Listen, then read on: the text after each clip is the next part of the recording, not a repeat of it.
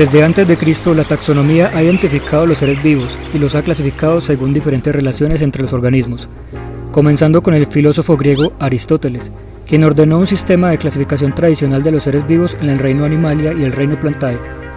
Después del invento del microscopio, en 1894, el alemán Haeckel propone un reino más, el reino protista, para incluir a los microorganismos. En 1956, el neerlandés Evert Copeland propone un sistema de 4 reinos, agregando el reino Monera para separar los microorganismos procariontes, y cambia el nombre reino protista por protoctista. Para 1969, el ecólogo norteamericano Whittaker separa los hongos del reino Plantae y establece 5 reinos, los ya mencionados más el reino Fungi. A finales del siglo XX, la bióloga Lynn Margulis, Ernest Mayr y Carl Woerth proponen diferentes clasificaciones, pero todos utilizan un nuevo término, dominio, para separar a los organismos eucariotas de los procariotas. Mayr y Margulis proponen 2 dominios, dominio eucaria y dominio procaria. Ambos reúnen todos los microorganismos procariotas en el dominio procaria, con la diferencia de que Margulis cambia el nombre de reino Monera por reino Bacteria, mientras Mayr divide el reino Monera y propone subdominios, Eubacteria y Arqueobacteria dentro del dominio procaria. Así, llegamos con el microbiólogo estadounidense Carl Hughes. Para él, la clasificación propuesta anteriormente ignoraba las diferencias entre los procariotas, los cuales son más importantes que las diferencias entre los eucariotas. Hughes clasifica los organismos por la secuencia de bases de genes y diferencias moleculares, sin importar las características morfológicas y fisiológicas. A partir de la comparación del ARN ribosomal 16S, decidió que las diferencias entre eucariotas dan origen a 4 reinos, a saber, Plantae, Animalia, Fungi y Protista. Las diferencias dentro de las bacterias y de las arqueas son tantas que formularía muchos reinos más en cada uno de estos grupos de organismos. Es así como el término reino Monera sale del sistema de clasificación y se establece una agrupación entre reinos primarios, todos con un ancestro común que posteriormente se llamarían dominios y que ocupan una categoría superior a los reinos, dominio bacteria, dominio arquea y dominio eucaria. Los seres vivos no son solo lo que nuestros ojos pueden percibir. En el dominio arquea y bacteria encontramos organismos tan pequeños que para verlos sería necesario un microscopio. Tienen un diámetro alrededor de 0.2 y 10 micras, pero que sean pequeños no significa que su importancia también sea mínima. Estos organismos son probablemente los primeros que surgieron en la Tierra y son los más abundantes en el planeta.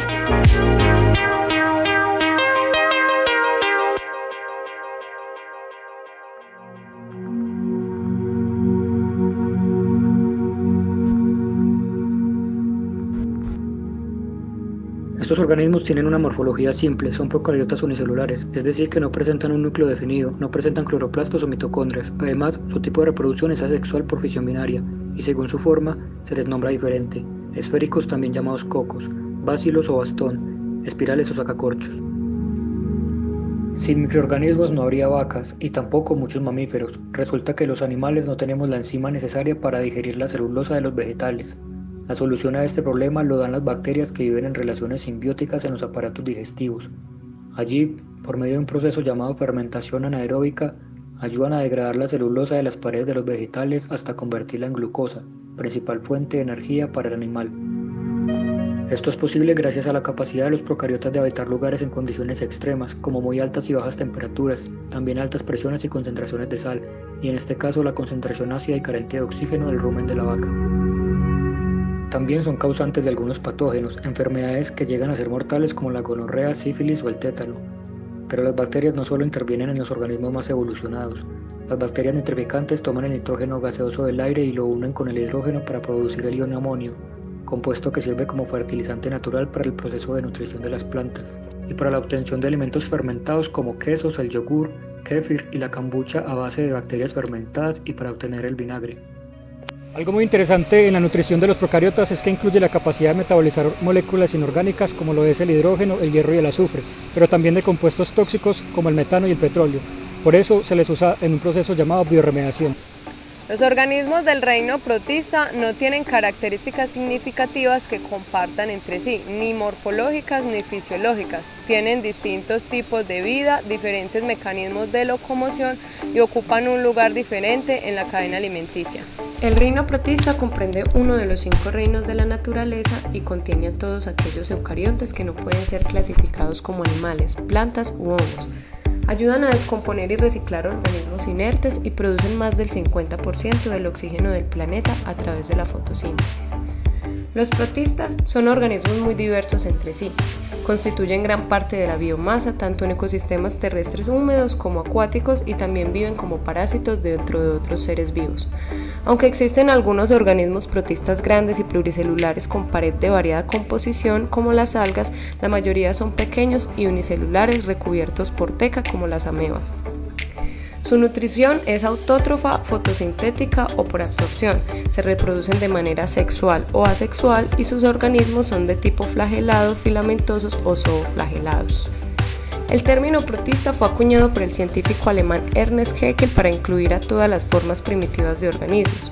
Al no ser un reino monofilético, es decir, que los organismos que lo conforman no poseen un antepasado en común, comprender a los protistas y su historia evolutiva es cuestión de discusión científica.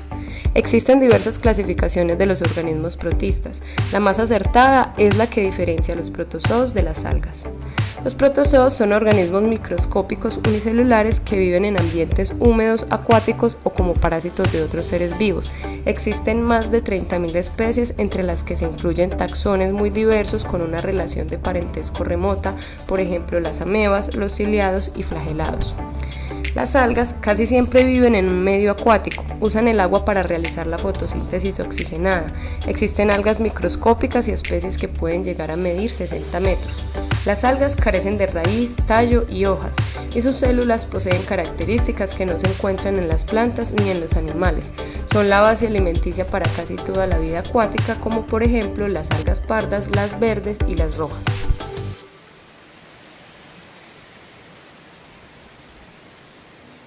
El reino vegetal del dominio Eukarya se compone de organismos multicelulares y su mayor diferencia con otros seres vivos es su capacidad de formar embriones multicelulares. Las plantas tienen estadios multicelulares haploides, gametofito y diploides, esporofito.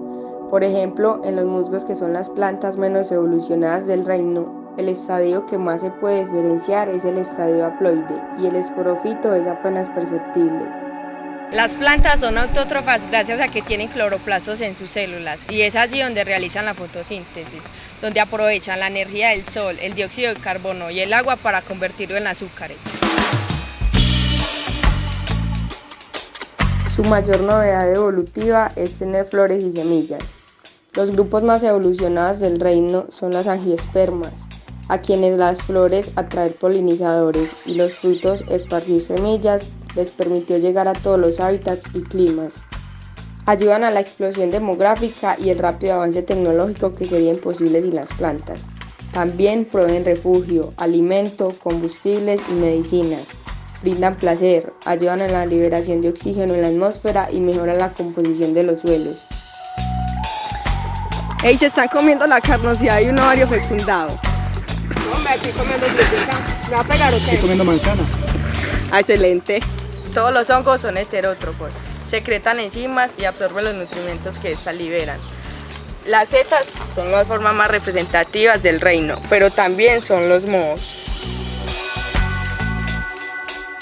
Los hongos en la gastronomía, los champiñones, la cerveza, el vino, la pizza, el pan. El reino fungi del dominio Eukarya está compuesto por organismos unicelulares y multicelulares, con una pared celular compuesta de quitinas.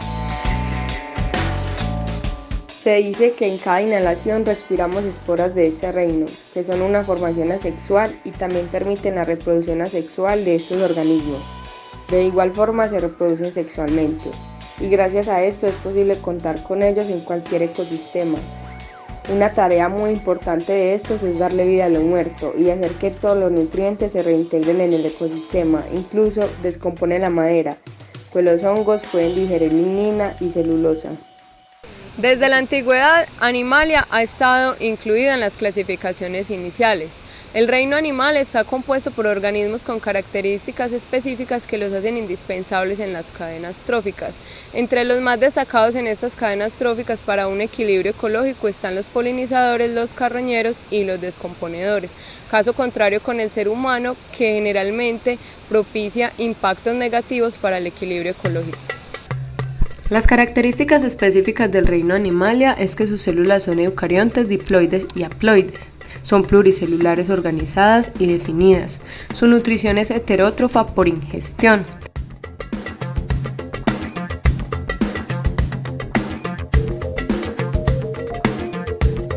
Habitan ambientes terrestres, acuáticos y aéreos. Sus lípidos membranales son fosfolípidos no ramificados con enlaces éster. No poseen pared celular, no poseen envoltura nuclear ni órganos delimitados por membrana, pero sí ribosomas. Se reproducen de manera sexual y asexual y se dividen en dos tipos de organismos, vertebrados e invertebrados.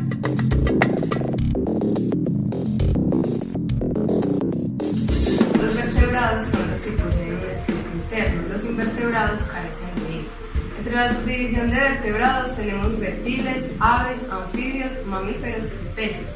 Entre los invertebrados tenemos insectos, crustáceos, moluscos, esponjas, miriápodos, gusanos, arácnidos y gran parte importante de estos invertebrados son las esponjas, que son el animal más primitivo, y a partir de ellos se dio la bifurcación entre animales con tejido y animales sin tejido. Entre los animales hay dos formas comunes de reproducción, sexual y asexual. En la reproducción asexual, un solo organismo produce descendientes por mitosis, los cuales son genéticamente idénticos a la madre. Y en la reproducción sexual, los órganos llamados gónadas producen espermatozoides y óvulos por meiosis, que al fusionarse forman un cigoto que se divide por mitosis, y estos descendientes son genéticamente diferentes a sus padres y entre sí. Entre las modalidades básicas de reproducción asexual está la gemación. Este tipo de reproducción es propio de las esponjas y los cnidarios, en el que el animal emite en alguna parte de su cuerpo una forma de protuberancia que se convierte luego en un nuevo individuo.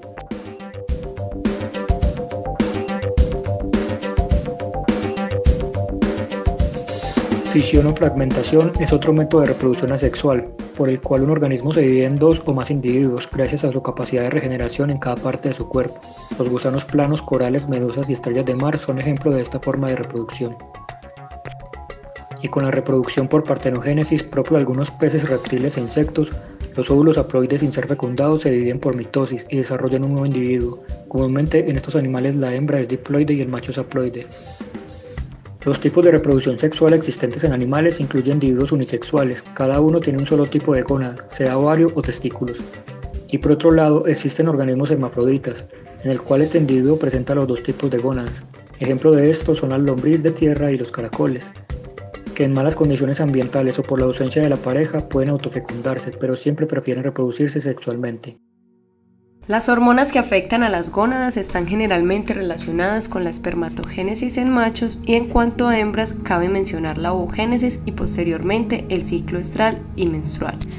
El ciclo menstrual se da en los primates y es producto del engrosamiento del endometrio por proliferación y posteriormente necrosis del endometrio si no se da la fecundación. Ocurre de manera periódica sin necesidad de estímulos, mientras que el ciclo estral es la ovulación en el resto de los mamíferos y se presenta de manera estacionaria dependiendo de la especie. Estos ciclos son importantes porque dan indicios de que la hembra está lista para la reproducción.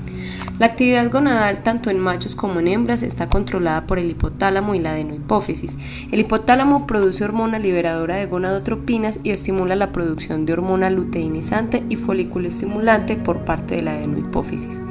La folículo estimulante estimula el crecimiento y la formación de los folículos que se encuentran en el ovario y actúa sobre las células de Sertoli para el desarrollo espermático en machos. La luteinizante está en la última fase de formación del folículo dominante y su formación. Este folículo, previo a su formación, se encarga de casi toda la producción de estrógenos y en machos estimula la producción de testosterona, ambas hormonas encargadas del comportamiento sexual.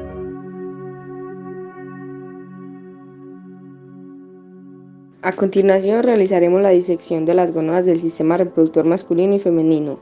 En este caso, Dichos órganos pertenecientes a los ejemplares del género Canis, de la subespecie Canis lupus familiaris. En el ovario logramos diferenciar los vasos sanguíneos y las trompas. Como era de un animal tan pequeño, no se logran percibir, pero igual son importantes para el sistema reproductor, el óvulo primario, los folículos en desarrollo, el óvulo secundario y el cuerpo lúteo. El sistema reproductor del macho logramos diferenciar el túbulo seminífero y el lóbulo espermático, la cabeza del epidídimo y conductillos eferentes, la túnica albúgea, el conducto deferente, la red testicular, el cuerpo del epidídimo y la cola del epidídimo,